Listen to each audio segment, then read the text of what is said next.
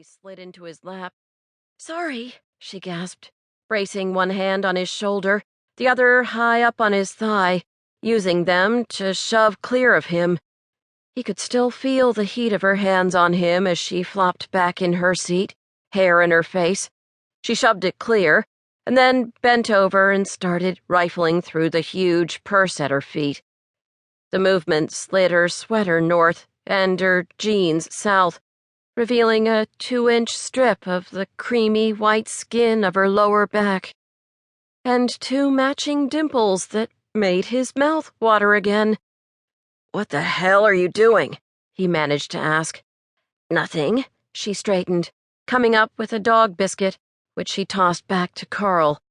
The dog snapped it out of thin air, practically swallowing it whole, and then licked his chops. "You carry bones with you?" he asked in surprise. "Of course," she said. "Like, didn't everyone?"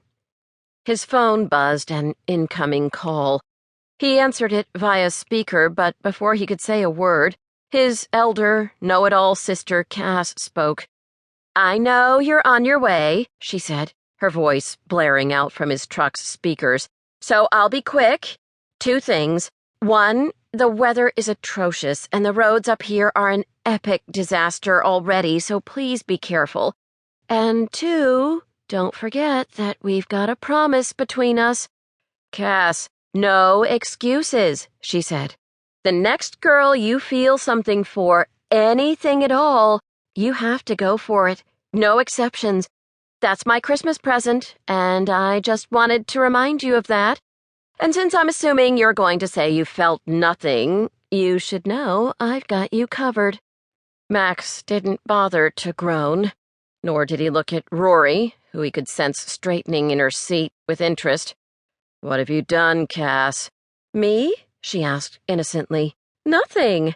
"Yeah, and he was Santa Claus." "Cass." Her sigh echoed in the truck interior. "Okay, fine. I might have invited a friend." "No," he said. "Come on. Kendall's cute, smart, gainfully employed, and she has a crush on your dog. How the hell does she know Carl?" "Honestly, Max, are you seriously not reading my Facebook messages?" No, he wasn't. "I started a Facebook page for Carl weeks ago," Cass said. "He's already got 1,000 likes." If he hadn't been driving into a downpour with hurricane-force winds, he might have taken his hands off the wheel to rub his temples where a headache was forming. "I'm disconnecting you now," he warned, ignoring Rory's snort. "So that's a yes on Kendall, right?" "It's a firm hell no," he said. Cass was silent a beat, thinking. Never a good thing for Max. "So, there is someone you're feeling something for?" she said. He nearly laughed. Yes, he was feeling something for the woman sitting next to him, but it sure as hell wasn't what Cass was hoping for. "Even a little spark of attraction counts," Cass warned. "You promised, Max. And you never break promises." True story. He never broke promises. "Max, is there someone then?"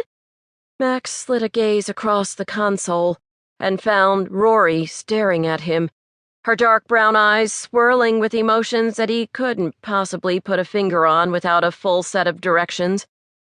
She was beautiful in the girl-next-door way, meaning she had absolutely zero idea of her own power.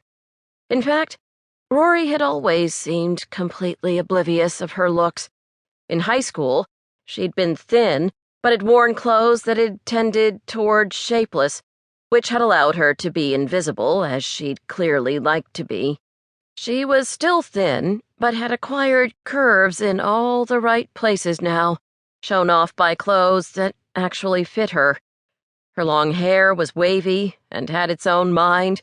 She hadn't tried to tame it, letting it flow in dark brown waves to her breasts. If she was wearing makeup, he couldn't see any. What he had no problem seeing was her interest in his response to his sister. Okay, yes, so he felt a physical attraction to her, and he'd felt that response more than